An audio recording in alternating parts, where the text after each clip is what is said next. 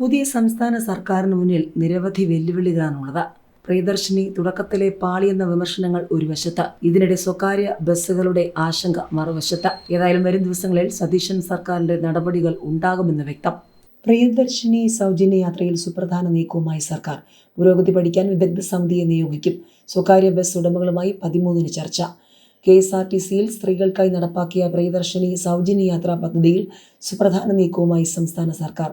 പ്രിയദർശിനി സൗജന്യ യാത്രാ പദ്ധതിയുടെ പുരോഗതിയെക്കുറിച്ച് പഠിക്കാൻ വിദഗ്ധ സമിതിയെ നിയോഗിക്കാനാണ് തീരുമാനം. പദ്ധതി നടപ്പാക്കിയതിലൂടെ സ്വകാര്യ ബസ് മേഖലയ്ക്കുണ്ടായ പ്രശ്നങ്ങളെക്കുറിച്ചും കടത്ത് നഷ്ടത്തെക്കുറിച്ചും ഈ സമിതി വിശദമായി പഠിക്കും. ഇതുമായി ബന്ധപ്പെട്ട പ്രതിസന്ധികൾ ചർച്ച ചെയ്യുന്നതിനായി ഈ മാസം 13-ാം തീയതി സ്വകാര്യ ബസ് ഉടമകളുമായി സർക്കാർ പ്രത്യേക ചർച്ച നടത്താനും തീരുമാനിച്ചിട്ടുണ്ട്. അതേസമയം KSRTC ബസ്സുകളിൽ സ്ത്രീകൾക്ക് സൗജന്യ യാത്ര ഏർപ്പെടുത്തിയതോടെ വരുമാന നഷ്ടം ഉണ്ടാകുന്നു എന്നാരോപിച്ച് സ്വകാര്യ ബസ് ഉടമകൾ ശക്തമായ പ്രതിഷേധമാണ് ഉയർത്തിയിരിക്കുന്നത്. കോഴിക്കോട് ജില്ലാ ബസ് ഓപ്പറേറ്റേഴ്സ് അസോസിയേഷന്റെ നേതൃത്വത്തിൽ കഴിഞ്ഞ ദിവസം പണിമുടക്കും മാർച്ചും നടത്തിയിരുന്നു. പ്രിയദർശിനി പദ്ധതി വന്നതോടെ വരുമാനം കുത്തനെ കുറഞ്ഞു എന്നാണ് ബസ് ഉടമകളുടെ പരാതി. ഇന്ധനവിലയിലെ വർധനവ് കൂടി വന്നതോടെ പിടിച്ചു നിൽക്കാൻ കഴിയുന്നില്ല എന്നും ഉടമകൾ പറയുന്നു.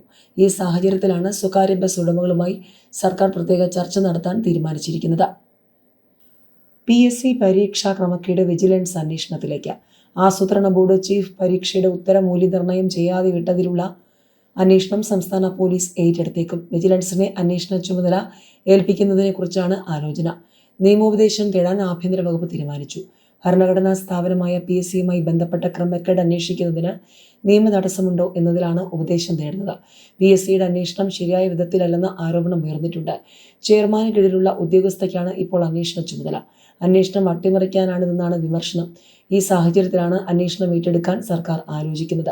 ഇക്കാര്യത്തിൽ അടുത്ത മന്ത്രിസഭാ യോഗത്തിൽ തീരുമാനമെടുക്കും. ആസൂത്രണ ബോർഡിലെ 3 വിഭാഗങ്ങളുടെ ചീഫ് തസ്തികയ്ക്കുള്ള പൊതുപരീക്ഷയിൽ 10 ഉത്തരങ്ങൾ മൂല്യനിർണ്ണയം നടത്താതെ വിട്ടിരുന്നു. ഇതിൽ 2 തസ്തികകളുടെ റാങ്ക് പട്ടിക പ്രസിദ്ധീകരിച്ച് 2 പേർക്ക് നിയമനം നൽകി.